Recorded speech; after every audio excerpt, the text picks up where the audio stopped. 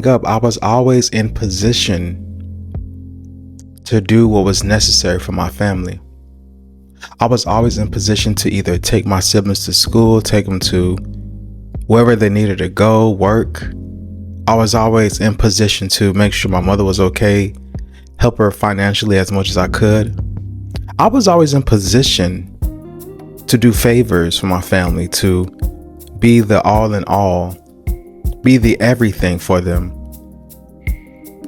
make sure they're okay. I always anticipated what they may be thinking so that I can be ahead of what they may need, be ahead of what they may ask for, be ahead of what they wanted.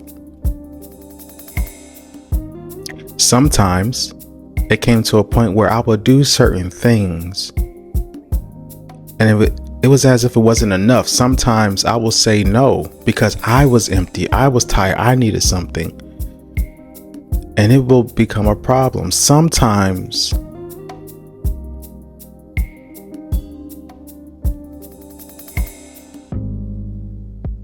everything will be a problem if I didn't feel up to taking on all these roles again. If I didn't feel like being the provider, if I didn't feel like being everything for them, because I just wanted to be a child. I just wanted to be myself. Fast forward, being an adult now, I realize that I think too much of what others may think of me. Not what they judge me by, but if they need something, if I didn't do enough for them, if I'm lacking in certain areas, if I'm wasting their time, if I'm inadequate.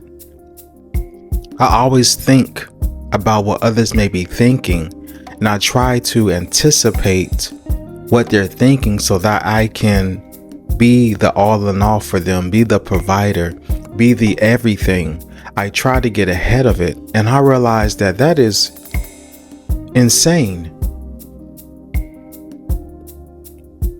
That is unnecessary. That is hurting me. I realize that years of doing this created this behavior of I want them to like me based on what I can do for them, and not like me based on who I am. So because I only learned that people will only like me, be drawn to me based on what I can do for them, rather than who I am, I end up overcompensating even for the person's responsibilities for me. I end up doing the other party's job so that I can be fulfilled. And then I'll come to a moment to where I cannot do anymore.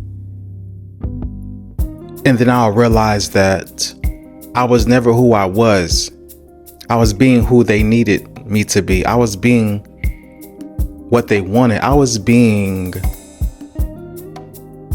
a provider again. Wasn't being a friend, a son, a brother. I was being the provider. And so now when I see that person is upset, angry, I think it's because of me. What did I not do? What did I do wrong? It has to be me. What's wrong with me? What did I do? And I realized that that is a dangerous behavior and mindset to have, because you can easily be controlled by that person's imagination, unrealistic expectations. You can be manipulated, controlled by that. And I now have to come to a sense of, I'm not going to do everything you want. I'm not going to be everything you need. I'm going to be myself. And if I'm able to provide you with certain things that you may need, while being myself, then okay. But I'm not going to do your job. I'm not going to be you. I'm not going to do everything in your perfect world, because I'm not perfect. And so I realized that me being myself, me being in my true identity, me being who I am is the greatest gift of all. Not me providing people with gifts, not me providing people with services and overcompensating for what they can do for themselves. I have to be myself because I can easily be controlled by other people's unrealistic expectations, by people's laziness, lack of doing things themselves. I have to be myself. With that revelation, I realized that I cannot please everybody. Because if I try to please everybody will have a problem. Everybody will see fault in what I'm not doing for them. Everybody will be upset because I don't do what they want me to do. Everybody will have a problem with me being myself. Everybody. So I will not please everybody. I can't. I need to be able to be myself for sanity, for serenity, for peace. I have to be myself because I was never able to be myself as I was young. I was never able to just be myself and know myself when I was younger. So I'm coming to a stage in life to where I am now loving the word, the response of no, I'm not doing that. No. I know we heard of a yes man, but I'm now becoming a no man. No meaning I will protect myself and my peace and my sanity and my energy, because if I overcompensate, I know what it will do to me. I know the hurt it will bring to myself. I know the stress that comes with that. So I have come to peace with not pleasing everybody. I've come to peace with not thinking like everybody thinks, not doing what everybody do. I like that. I love being a no man. I love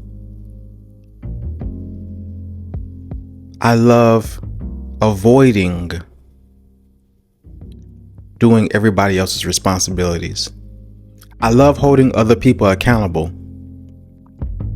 I love spending my time with myself.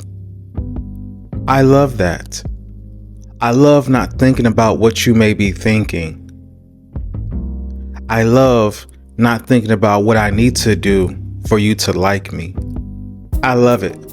I'm not going to please everybody. I can't please everybody. And I don't want to be around everybody. I don't. I need to be with myself, because along the line of knowing myself, I realized that I mistakenly misunderstood what self-love was and what self-identity was. I thought I could just give everything to someone or some people and they'll love me. I thought love was about how much you can provide, how much you can give, how much you can sacrifice, how much you can endure for someone. But man, I understand that love is being comfortable being yourself, and those that are attracted to your real self, y'all build along the way. Y'all hold each other accountable. Y'all respect each other. Y'all build a bond of trust. That's what love really is. Not how much I can give you and do for you, because you will be manipulated and controlled, and you'll end up overcompensating, trying to replace someone else's love. Not I. So this week, I want y'all to start practicing the word no. No, no, no. Don't say no to be spiteful and hurting to others. No, you got to understand that there's certain things you cannot do anymore because of the stress, of the drain that comes with it. You know that if that person or those people want you to do something, you'll be doing all their jobs too. You know that if you don't do it like they want to do it, they'll still have a problem with it. You know that if you do perform the task they need, they'll still have a problem with it. You know that you can never measure up to their unrealistic expectations, so they'll have a problem with it. Do not stress yourself just so you can be someone else's problem with quotes. You're not a problem. They're the problem. And so you don't have to be a problem solver for everybody. You are not no one's savior. Save yourself. You don't have to save everybody. That's not your job. Do what you need to do and protect yourself, protect your identity, protect your essence, protect your spirit, because you have to understand that if you keep doing everybody else's jobs along the line, you'll forget who you are. You'll never figure out who you are. And you'll have no sense of self. You'll become a robot and you'll hate your life. So please become a no man so that you can know your identity, know who you are, and know what love is. You have to know it. So this week, we're going to practice the word no so that we may know ourselves, know what love is, and know that we are worthy to be loved. Know that we don't have to provide so much just to get an ounce of what we need from others, of what we need in general. You don't have to do that. This week is our week. Our week is this week. So I love y'all. Y'all take care. Thank you for tuning in to another episode of Monday Morale. I'll see y'all next week. Peace.